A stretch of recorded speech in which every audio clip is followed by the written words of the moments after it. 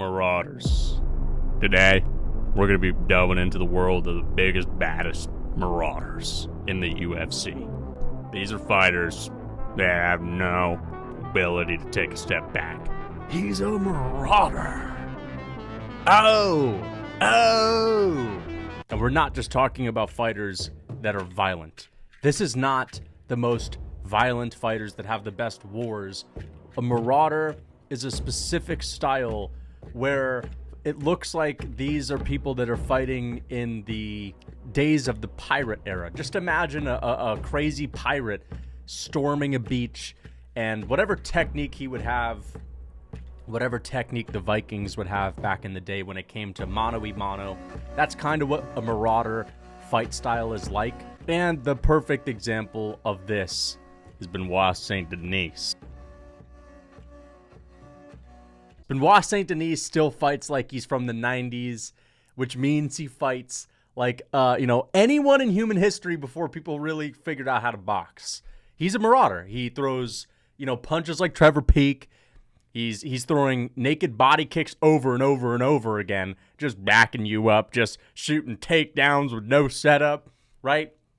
When he has you in the clinch, he's just pummeling you. And it's like he's beating you up like you stole something from him. And again, these Marauders, they don't have the best defense. They're not really thinking about defense. They really are, people from the past reincarnate into the cage today. So Benoit Saint Denis, he's an absolute Marauder, which is the biggest level of Marauder level 100. When I say absolute Marauder, I'm talking about Joe Rogan. Same thing with Trevor Peek. Trevor Peek, hammer fists on the feet. I'm going to say he's, Trevor Peek's definitely a Marauder just because I will say A tier. He's not level 100 just because it seems like recently Trevor Peek's sort of cleaned up his act a little bit in the cage. Not all gas, no brakes. He's like 98% on the gas, right? But Benoit Saint Denis has no brakes. Although we saw some in the second round with Renato Moicano. But another Marauder is Cutelaba. Cutelaba just looks like a Marauder, dude. Benoit Saint Denis looks a little bit more like one of these tricky customers. Sort of like as I said, he's sort of like a shredded bubble bass. Cutelaba, he's a Marauder, man. This guy embodies it. He speaks like a Marauder. Joe Rogan was freaking shivering in his boots when he was interviewing Cutelaba, or was it Michael Bisping? Either way, Bisping was probably terrified when Cutelaba was mispronouncing the word fuck. He was saying, "I fucking angry." Again, this is a guy that gets KO'd 60% of the time. But when he goes out there, man, it's all gas, no brakes. Everything he throws is hard. Nothing is good technique. He's learning how to wrestle. And Marauders can have some wrestling. Marauders aren't just only strikers. You can be a wrestler as long as you're causing damage, as long as you're causing, collateral damage. And that's all Cutelaba knows how to do. I would say one of the greatest marauding performances of all time was his performance against Khalil Roundtree. I know these days everyone, Khalil's a Marauder. Khalil's not really a Marauder. He's, it's a little bit different. He's like a very violent fighter when he finishes people, but I wouldn't say he's a Marauder. He's got good technique, right? But I'm talking about performances like Benoit versus the Bone Fiend brother. I'm talking about, Benoit versus Matt Favola, where it's just he's always moving forward. He's running at Favola, throwing body kick after head kick after body kick after head kick. And Cutelaba does the same thing. Ibo Aslan, I'm going to put Ibo Aslan in the Marauder level 100 as well. He's basically like the new era Cutelaba. All you're going to get are big winging hooks from this guy. Not great technique. It's just going to be a slugfest every time you see him. Another, Marauder, Rong Zhu. Not many Marauders in the lower weight classes, but Rong Zhu, I don't know if you guys just saw his fight with Cody Steele, but that was a hell of a marauding type of performance. High output, putting everything on his shots, gritting down on the mouthpiece. That was a very Marauder-like performance. But also, we got to get to Diego Lopez. Diego Lopez is a Marauder, too. I'm going to put him in the A tier. And this is why I'm so worried about the Volkanovski fight, because even though Volkanovski is better, I think, and he's got a high fight IQ, he's got better cardio, he's got the experience in 5-rounders. What is Volkanovski's, power to a Diego Lopez uppercut? What is Volkanovski to a Diego Lopez in the pocket sitting on a big meaty hook? That's the point. You know, it's like the Jay-Z, Kanye West song, No Church in the Wild. It's sort of like that. You know, Volkanovski's got the skills, man. He's got the skills, man. He's coming through. And then it's like, what is Volkanovski to a Diego Lopez, you know, first minute of a fight marauding sesh? You know what I'm talking about? I get worried because of it. I get worried. So, you know, Diego Lopez, I'm going to put him in the A tier. Gene Silva, he's got all the makings of a Marauder. He's got the look of a Marauder. He's got the KOs of a Marauder. He's got the finishing potential, the entertainment of a Marauder. But he's a little bit too clean, a little bit too technical. I can't put him too high up. His defense is too good, right? I feel like Marauders need to have a little bit of carelessness and recklessness. And you could say, well, he's laughing in his opponent's faces and he's emoting on them, and that's careless and that's reckless. But that's a showmanship type of careless and reckless. Benoit Saint Denis is careless and reckless because, you know, he doesn't know any better. Whereas Gene Silva knows what he's doing. It's conscious. Benoit Saint Denis is not conscious when he's freaking moving forward. He's doing what he thinks he's supposed to be doing. He thinks he's, you know, fighting like a championship level fighter. He's fighting like he's straight off the beach, you know? He's fighting like he's straight off the beach in like the old days. And I'm talking about the pirate days, man. Every one of these guys could be a pirate back in the day, you know? I don't see Gene Silva as a pirate. I see Gene Silva as a modern era fighting nerds fighter. Okay? Let's get on to the next one. Shavkat Rakhmonov. If you were to ask me, because Shavkat's similar to Gene, he looks like a Marauder. Shavkat has like the most Marauder type of look. He's got, you know, the big block head, and he's just got a stone cold face, and he's always moving forward, But, you know, there's been too much smudge. There's been too much smudge. I feel like I've seen a drop off in his clinch aggression.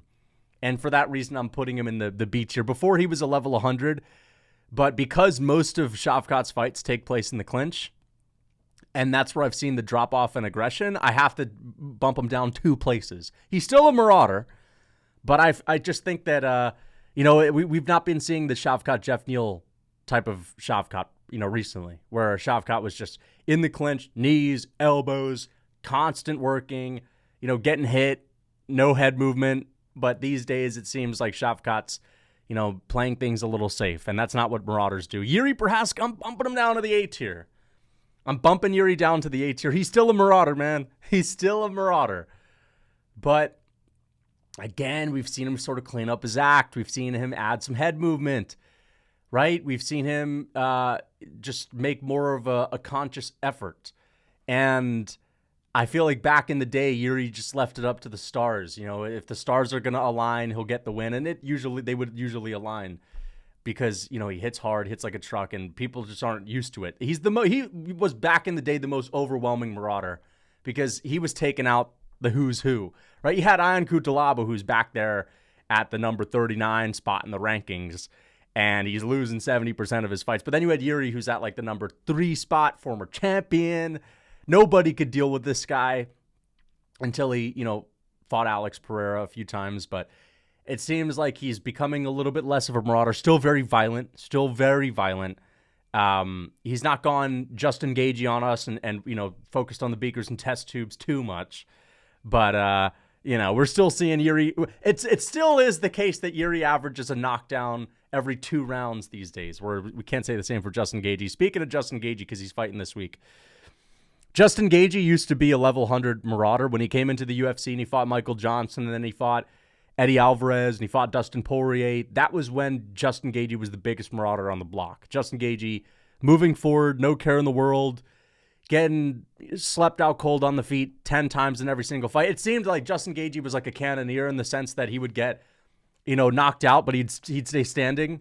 You know what I mean? He would still be on his feet, and he would do the Rufus roll. If you guys don't know the Rufus roll is, you know, it's like you're at the beach and you're riding the waves. The Rufus roll, Justin Gaethje would get cracked, and he would do a roll on the feet, you know, a roll movement. And he was doing the rolling thunders. He would fucking do a rolling thunder into a Rufus roll. And these days, it seems like Justin Gaethje, you know, he's been working with Whitman. I think he's been hanging with Corey Sanhagen. We know he's been cleaning it up, his footwork. we still see some shades of the old Justin Gaethje when he's throwing these big, nasty hooks, right? And we hear him grunt. And, right, we see Justin Gaethje, being a little bit of a marauder. But his defense has definitely improved a lot. His footwork has improved. Again, Benoit Saint Denis forgets about his feet, right? Benoit Saint Denis is kicking and punching 10 feet ahead of his feet. So he's not thinking about footwork. Ibo Aslan is falling over himself when he's throwing punches. On Cutelaba, he throws his whole body into a punch, right? Justin, I know you're supposed to do that. You're supposed to really transfer your weight into a punch and all that. But Justin Gaethje's really thinking about his feet these days. He's becoming too much of a thinking man. So he used to be a level 100 marauder where he would just, leg kick 3 times in a row and throw nasty hooks and just move forward, rocked or not. And then he brought in Trevor Whitman, and he was still very violent. And then it seemed like we saw patient Gaethje. And, the past few fights, we've seen a very patient Justin Gaethje. And he's actually been talking about how he is no longer going to be so patient, that he feels like his skills have improved, his footwork has improved a lot. But, he's become too patient. It's starting to hurt his game a little bit, and he's actually going to be going after people. He talked about how in the Max Holloway fight, his best round was the 4th round, where he started to move forward and get a little bit more aggressive. And what do you know? He dropped Max Holloway in that round and won himself that round. So, I hope to see a more violent version of Justin Gaethje, and I'm picking him to beat Rafael Fiziev this weekend. We'll see what he can do. But, he's dropped down a couple of places. But, he's still a marauder. He's still a marauder, just not a level 100 anymore. Joel Alvarez, I'm going to put him in the B tier. People don't really think of him as a marauder, but when you take into account all the finishes, all the moving forward, the leaping in, flying knees, right? The kicks followed by a flurry of punches, the submissions, he's really a marauder, when it comes to the outcomes. The outcomes are very marauder-like. The highlights are marauder-like. It's just that he's too technical. You know what I mean? He's a little bit too clean, a little bit too technical to be any higher than the B tier. But the outcomes themselves are very Marauder-like. Steve Garcia, I'm going to put Steve Garcia in the level 100. I was going to pick him to beat Edson Barboza. He, like an Ion Cutelaba, is a kill-or-be-killed type of fighter. He always goes out on his shield, runs at people, slugging, hammer fists on the feet, winging hooks. And he's got nasty, devastating power. And again, every single fight, he either gets KO'd badly or he, brutally KOs his opponent. So Steve Garcia, very underrated marauder, under-the-radar marauder. And, unfortunately, we couldn't see him fight Edson Barboza. That would have been like, Crafty versus this new guy. But hopefully he'll get a crack at another name soon. Very entertaining fighter. Dricus du Plessis, back in the day, man, I would have said he's level 100. I would have said Dricus is level 100. But I think since the Whitaker fight, he dropped down to A tier, right? He's still up there, dropped down to A tier. I think, after that last fight with Sean Strickland, he's been looking a little bit too clean, a little bit too technical, a little bit too surgical on the feet. And he's getting a lot better. And he's got a high fight IQ, it seems. So I'm unfortunately going to have to deduct some Marauder points from Dricus du Plessis, which, he's getting better as a fighter. He's literally improving. But as a Marauder, I can't necessarily say he's level 100 anymore. But for a champion to be B tier is pretty impressive, okay? And you could actually say he's higher than Shavkat. He's like high B tier, all right? Next up, Julius Walker. Julius Walker actually may be the Marauder of the year. If you guys don't know, he fought Alonzo Menafield in his UFC debut, had the same mannerisms of Shavkat. He basically had the Shavkat versus Jeff Neal performance. He's Shavkat 2.0, heavyweight Shavkat or light heavyweight Shavkat.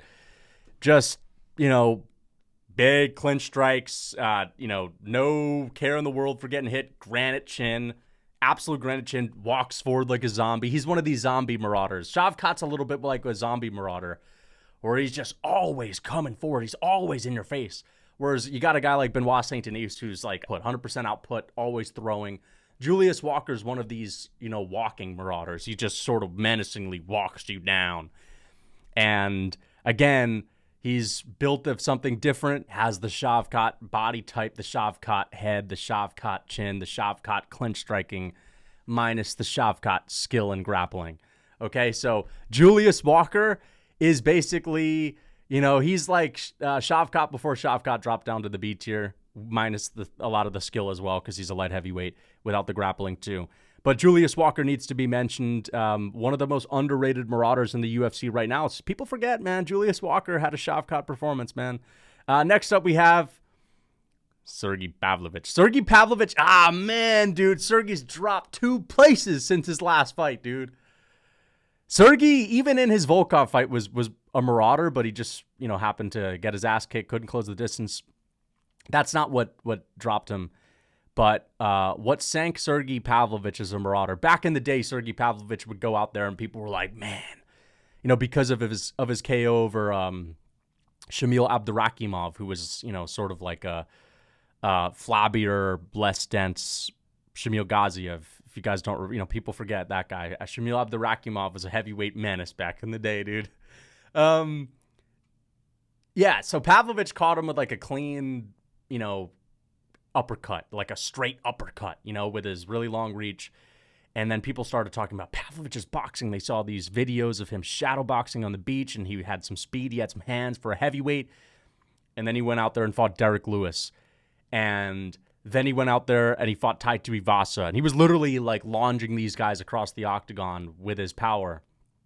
And, people were talking about, man, this guy's so technical. But what I would see is he would just throw from the hips and start slugging.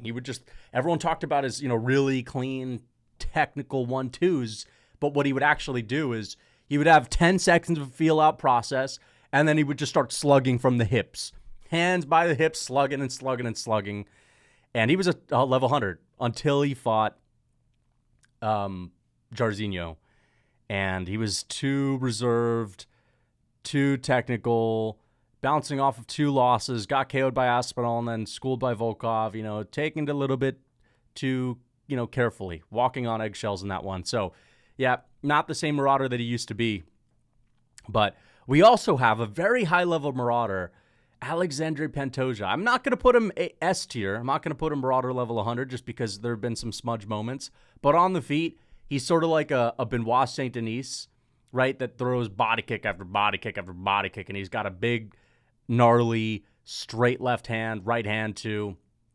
I mean, Pantoja is probably the most skilled Marauder in the UFC right now, and, he's very violent. Again, the Moreno fight's always moving forward, just slugging big hooks in the pocket, but, flyweight hooks, so he can't be S tier. He's still kind of technical, but I'm going to throw him in there too. Merab, I'm putting Merab in the freaking A tier, man. Merab is, I'm going to put him B tier. You have to have some finishing potential. Although he fights more like a Marauder than Joel Alvarez, which is why he's in the B tier, because he'll just sort of throw himself into the pocket and he'll literally shove people around. He's not violent enough. You know what I mean? That's the one thing that holds him back. He's a very physical fighter. He's, got the physicality on everybody. He's bumping into you. He's shoving you. He's shooting takedowns. He's tossing you on the ground. But he's not really slugging in the pocket for like 10 minutes like Rong Zhu. You know what I mean? So because of the way he looks when he fights and throws punches and closes the distance, he's a Marauder. But minus the violence, you know what I mean? Minus the finishes, I can't put him much higher than the B tier. Chandler, I'll put Chandler in the A tier. High-level Marauder, especially when he really puts his foot on the gas, I'll put him in the A tier. Manuel Torres, man, I'm putting Manuel Torres in the S tier. Manuel Torres got knocked out by Ignacio Bahamondes, but hey, that's what it is. You got to live by the sword, die by the sword if you're going to go by the Marauder code. And that's what Manuel Torres does. Manuel Torres, I think he had like 4 finishes in a row, moving forward all the time, Muay Thai, getting gritty. And, even had a submission game. A Marauder's favorite submission is the rear naked choke. That's their favorite submission. But then he fought Ignacio Bahamondes, who was a little bit too clean, had the nice slick counter shots. And this is the thing about Marauders. When they get dropped, they don't take a step back. They don't, let the cobwebs fall off. They don't really, dust themselves off. They just get right back in the pocket. We saw that with Benoit Saint Denis. He gets dropped by Poirier. He's back up right in the pocket. We saw the same thing with Manuel Torres. Gets dropped, and he's right back in there, leaving himself open to big counters, and he gets dropped and KO'd again. So that's the Marauder code. All these guys live by the Marauder code. The one Marauder, he's sort of like the odd man out, is Julius Walker. Julius Walker is sort of like the zombie Marauder. He's like, again, the guy that menacingly walks forward. We'll call him the Menace. That can be his new nickname. I don't know if he actually has a nickname, but that seems like a good one. The Menace. Not Pentosa. Figueiredo. Let's see, man. Is he a level 100? Not anymore.